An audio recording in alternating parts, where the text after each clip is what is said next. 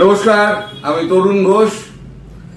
গত ভিডিওতে আমি বলেছিলাম যে বিস্তারিত আমি মার্চ মাসে শেখ হাসিনা প্রধানমন্ত্রী বাংলাদেশ তার দেশে ফেরার কথাটা বিস্তারিতভাবে বলবো এবং আমাদের প্রধানমন্ত্রী নরেন্দ্র মোদী ফেব্রুয়ারির মাঝামাঝি তিনি যাচ্ছেন মার্কিন যুক্তরাষ্ট্রে ট্রাম্পের আমন্ত্রণে। সেখানে বিভিন্ন বিষয়ে তার সঙ্গে কথাবার্তা হবে। আজ কাগজেও সে ব্যাপারে বেরিয়েছে। কাগজ যেটা বেরিয়েছে সেটা আগেটুকুনি আপনাদের পড়ে শোনাই। বাংলা হান্ট এটা করেছে। দ্বিতীয় মেয়াদে প্রেসিডেন্ট ট্রাম্পের প্রথম অতিথি হবেন মোদী। 5টি কারণে এই বিশেষ গুরুত্ব পাবে এই সফর। Bangla hunt desk. সোমবার নরেন্দ্র মোদীর সঙ্গে ফোনে কথোপকথন হয় ডোনাল্ড ট্রাম্পের, আর তারপরে জানা গিয়েছে আগামী মাসে অর্থাৎ ফেব্রুয়ারিতে প্রধানমন্ত্রী আমেরিকা সফরে যেতে পারেন। এই কথা জানিয়েছেন খোদ আমেরিকার নতুন প্রেসিডেন্ট ডোনাল্ড ট্রাম্প। তবে এই আপডেট সামনে আসার পর থেকেই জল্পনা সৃষ্টি হয়েছে।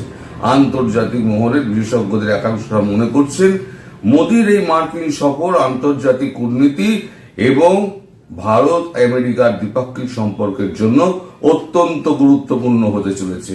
পাশাপাশি আরো দাবি করা হচ্ছে এই সফরে মোট 5টি বিষয়ের ওপর আলোকপাত করা হতে পারে। নরেন্দ্র মোদী আমেরিকা সফরের 5টি বিষয় গুরুত্বপূর্ণ হতে চলেছে। এটা প্রথমত, নরেন্দ্র মোদী আসন্ন আমেরিকা সফরে ভারত প্রশান্ত মহাসাগরীয় অঞ্চল এবং পশ্চিম এশিয়ায় ভারত ও আমেরিকার কৌশলগত অবস্থান কি হতে চলেছে সেদিকে নজর থাকতে পারে। কারণ ভারত এবং আমেরিকা বিশেষ কিছু লক্ষ্য একই, যেমন হচ্ছে দুই দেশই চীনকে নিয়ে উদ্বিগ্ন। পাশাপাশি উভয় দেশই চায় সৌদি ইসরায়েলের মধ্যে একটি শান্তিপূর্ণ সমঝোতা হোক। শুধু তাই নয়, ইউক্রেন যুদ্ধ শেষ হয়ে শান্তি ফিরুক, এমনটাই চাইছে ভারত এবং আমেরিকা।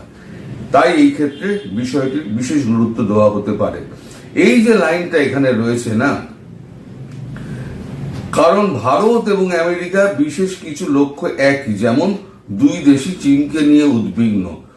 আপনারা বলতে পারেন কোথায়, এখানে তো বাংলাদেশের কথা নেই।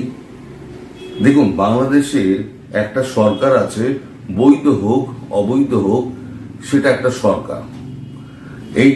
এটা কিন্তু সরকারকে উৎখাত করাটা কিন্তু রেজিম চেঞ্জের মধ্যে পড়ে। আর রেজিম চেঞ্জ কখনো বলে হয় না, কারণ সেটা ইতিহাসে দলিল হয়ে থেকে যাবে।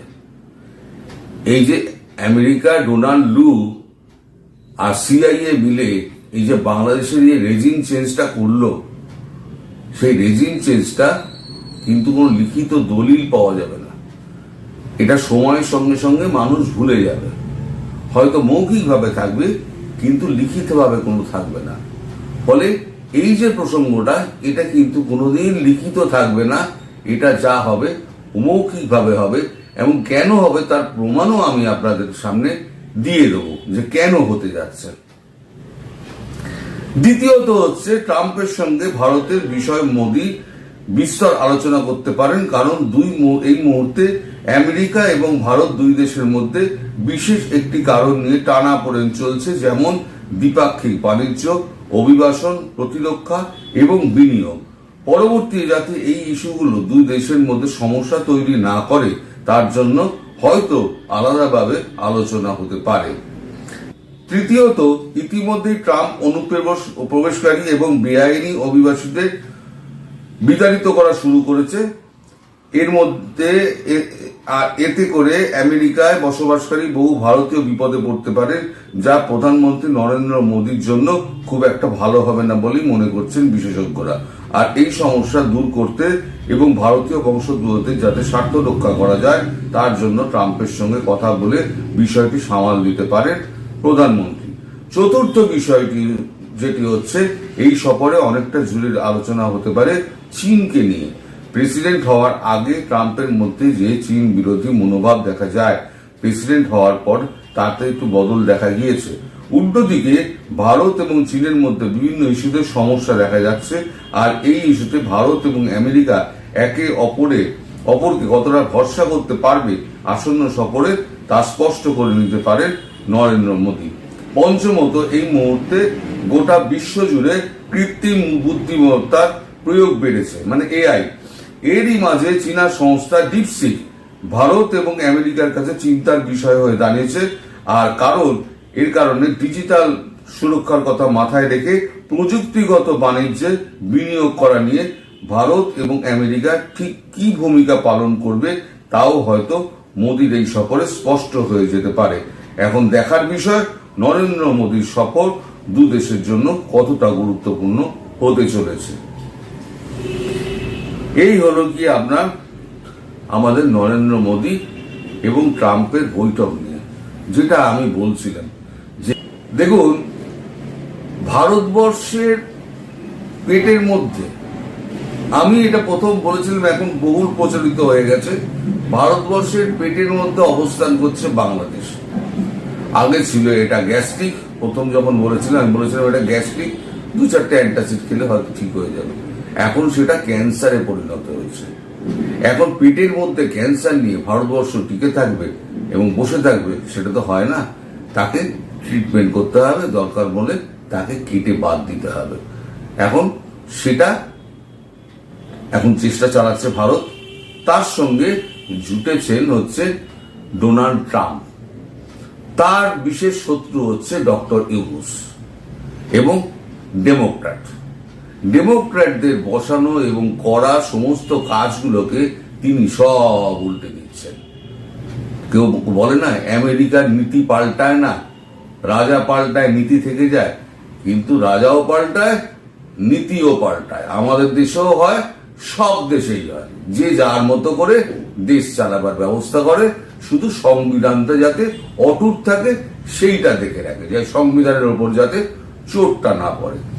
তা এই যে রেজিম চেঞ্জের ব্যাপারটা, রেজিম চেঞ্জ কখনো লিখিতভাবে পরিতভাবে হয় না, যা হয় ভেতরে ভেতরে গোপনে গোপনে হয়। এখন বাংলাদেশের কোন চ্যানেল আবার এও বলে বেড়াচ্ছে 2028 পর্যন্ত নাকি আমাদের ইউনুস সরকারকে নাকি গ্রিন সিগন্যাল দিয়ে দিয়েছে, মানে আমাদের আমেরিকার প্রেসিডেন্ট ডোনাল্ড ট্রাম্প। সম্প্রতি আমি একটা খবর করেছিলাম ডোনাল্ড ট্রাম্পকে নিয়ে, সেই বাংলাদেশকে নিয়ে। সেখানে ডোনাল্ড ট্রাম্পের একটা টুইট দেখিয়েছিল। সেই টুইটটা আজকে আমি আবার আপনাদের দেখাচ্ছি। সেই টুইটটায় উনি কি লিখেছিলেন? টুইটটা উনি লিখেছেন, breaking, Donald Trump halt US aid to Bangladesh. Previously, US halted aid to Ukraine. Trump has raised voice for minorities, Christian and Hindus of Bangladeshi. Bangladesh keep an eye on President Trump. Countdown started. কাউন্টডাউনটা কিসের? 2028 পর্যন্ত সরকার রেখে দেওয়ার countdown. দুজনের, ওই যে লেখা হয়েছে, দুজনের মানে শত্রু একই, চীন আর এক হচ্ছে ইউনুস। ডোনাল্ড ট্রাম্পের কাছে ইউনুস আর চীন। ভারতের কাছে চীন একটা সমস্যা। হ্যাঁ, আপাত দৃষ্টিতে ভারতের সঙ্গে চীনের একটা সুসম্পর্ক চলছে, কিন্তু ভারত জানে চীন যে কোনো দিন ব্যাকস্ট্যাবিং করতে পারে, সুতরাং চীনকে নজরে রাখো। ফলে একটা পার্মানেন্ট সলিউশন, যাতে এই যে একটা এআই সেক্টর, ইভি সেক্টর চীনকে খুলে দেওয়া হলো, তাতে ডোনাল্ড ট্রাম্প রুষ্ট হতে পারেন। তাই রুষ্ট হলে কি হবে? রুষ্ট হলে ডোনাল্ড ট্রাম্পকে তুষ্ট করা, রুষ্ট করলে হতে গেলে, রুষ্ট যখন হয়ে যায় তাকে তুষ্ট করার জন্য ডোনাল্ড ট্রাম্পকে একটা কিছু অফার করতে হবে। এই যে মাঝে খবরের কাগজে বেরিয়েছিল যে ডোনাল্ড ট্রাম্প ভারতকে অস্ত্র কেনার প্রেশার দিচ্ছে, ঠিক অস্ত্র কেনার প্রেশার দিচ্ছে। এবং আমরা কিন্তু মার্কিন অস্ত্রশস্ত্র কিনি, মাঝে আমরা ডেমোক্র্যাটদের আমলে, বাইডেনের আমলে সেই অস্ত্র কেনা বন্ধ করে দিয়েছিলাম। যখন ডোনাল্ড ট্রাম্প ছিলেন তখন কেনা হতো, বাইডেনের প্রশাসনের যখন এলো তখন অস্ত্র কেনা বন্ধ হয়ে গেল। আবার ট্রাম্প এসছেন, আবার ট্রাম্প বলছেন অস্ত্র কেনো, আমরা তখনও বলেছিলাম মানে টেকনোলজি ট্রান্সফারের মাধ্যমে করুন, এখনো আমাদের বক্তব্য হচ্ছে টেকনোলজি ট্রান্সফারের উপরে করুন। কারণ আজকের ডোনাল্ড ট্রাম্পের রিপাবলিকান আছে, কালকে আবার ডেমোক্রেট আসতে পারে। তখন আমি ধরুন F-35 আমি একটা বিমান নিলাম তর্কের খাতিরে। এইবার হলো কি, যখন 4 বছর বাদে যখন আমার পার্টসের দরকার হবে, তখন দেখা গেল ওইখানে গিয়ে ডেমোক্র্যাটরা বসে গেছেন, তারা বললো আমরা পার্টস দেবো না। তাহলে কি হলো, F-35 আমার বসে গেল। আমার যে 100-200 বিলিয়ন যে আমি খরচা করলাম, মানে ভারত তো দিতে আপত্তি নেই, ভারতের 100-200 বিলিয়ন ফেলে দেবে, কিছু না, হাতে চুন খসার মতো 100-200 বিলিয়ন দিয়ে দেবে। 100-200 বিলিয়ন যদি দিয়ে দেয়, তারপরে যদি সেই টাকাটা যদি ফেসে যায়, সেক্ষেত্রে একটা পথ বার করতে হবে। তার জন্যই হচ্ছে ট্রান্সফার অফ টেকনোলজি। তাহলে তুমি আমায় টেকনোলজিটা দিয়ে দাও, আমি তোমার থেকেই কিনবো, এবং টেকনোলজি আমার হাতে আসবে। যদি কোনোদিন তুমি আমার পার্টস দেওয়া বন্ধ করে দাও, তাহলে ওই টেকনোলজি দিয়ে আমি পার্টস তৈরি করে আমি আমার বিমান আমি চালিয়ে নেবো, বা অস্ত্রশস্ত্র আমি চালিয়ে নেবো। সেইটা এবার কনফার্মেশন হবে। সুতরাং যেটা আমি বলছিলাম যে দেখুন, এই যে আমি যেখানে খবরটা বেরিয়েছিল, দ্বিপাক্ষিক যেগুলো নিয়ে টানাপোড়েন চলছে, দ্বিপাক্ষিক বাণিজ্য, অভিবাসন, প্রতিরক্ষা এবং বিনিয়োগ। দ্বিপাক্ষিক বাণিজ্য আর বিনিয়োগ এই দুটো কিন্তু আটকে পড়ে আছে। এই কারণে আমি আগেই বলেছি যে বাইডেন প্রশাসন যখন ছিল, তখন ভারতে রেজিম চেঞ্জ করার চেষ্টা করেছিল। এই জর্জ সোরস, তারপরেতে আরো ডিপ স্টেটের যে সমস্ত সব মালগুলো রয়েছে, তারা মিলে মোদিকে ফেলার চেষ্টা করেছিল। কারণ মোদিকে না ফেলতে পারলে তাদের উদ্দেশ্য সাধন হচ্ছিল না। তার কিন্তু মোদির সিট কমলো, 140 কোটি জনতাকে তারা বোঝাতে পারেনি বা বাইপাস করে কিছু করতে পারেনি, তাই তাদের এটা ফেল হয়েছে। এখন সেই জন্য তখন কোন রকম বাণিজ্যিক ছাড়পত্র আমেরিকাকে দেওয়া হয়নি, সমস্তটা আটকে রাখা হয়েছিল। এইবার আমেরিকায় যখন পালা পরিবর্তন হয়েছে, এবার যখন ট্রাম্প গদিতে এসছেন, তখন আবার এই চুক্তিগুলো নতুন করে বিনিয়োগের চুক্তি হবে। বেশ কিছু কোম্পানিকে এখানে ছাড়পত্র দেওয়া হবে, আপনারা আসুন, এসে এখানে এই সেক্টরে বিনিয়োগ করুন। চীনকে যেমন আমরা ইলেকট্রিক ভেহিকেল দিয়েছি, সেক্টরটা দিয়েছি, এমন ফার্মা সেক্টরের কিছু কিছু অঞ্চল হয়তো ছেড়ে দেওয়া হতে পারে। অর্থাৎ মোদি যখন যাচ্ছেন, মোদি যেখানে যান, ভারতবর্ষের জন্য কিছু না কিছু নিয়ে আসেন। এবারে তিনি উদ্দেশ্য নিয়ে যাচ্ছেন, একটা হচ্ছে ট্রান্সফার অফ টেকনোলজি। আমি 100 বিলিয়ন 200 বিলিয়নের অস্ত্র আমি কিনে নেবো, ঠিক আছে, আমার অসুবিধা নেই, কিন্তু ট্রান্সফার অফ টেকনোলজি আপনি এগ্রিমেন্ট করুন, আমরা কিনে নেবো। 2 হচ্ছে আপনার শত্রু আমার শত্রু 1। আমার পেটের মধ্যে ক্যান্সার নিয়ে বসে আছে, either you do it or leave it to me, আমি ব্যবস্থা করে দিচ্ছি, আপনি তখন না করাবেন, এই এগ্রিমেন্টটা করে নেবেন। সেই ব্যাপারে গতকালকে আপনার বাংলাদেশের প্রধানমন্ত্রী শেখ হাসিনার সঙ্গে আমাদের প্রধানমন্ত্রী নরেন্দ্র মোদী একটা 18 মিনিটের দীর্ঘ ফোন কল হয়, এবং দীর্ঘ ফোন কলের পর তার একটা সম্মতিপত্র নিয়ে অন বিহাফ অফ বাংলাদেশ যাচ্ছেন মোদী সাহেব ট্রাম্পের সঙ্গে দেখা করতে, যে আপনিও করুন অথবা আমায় করতে দিন। সুতরাং আমি যেটা বলছিলাম আপনাদের, যে মার্চ মাসের 26 তারিখের আগে বাংলাদেশে ফিরছেন প্রধানমন্ত্রী শেখ হাসিনা।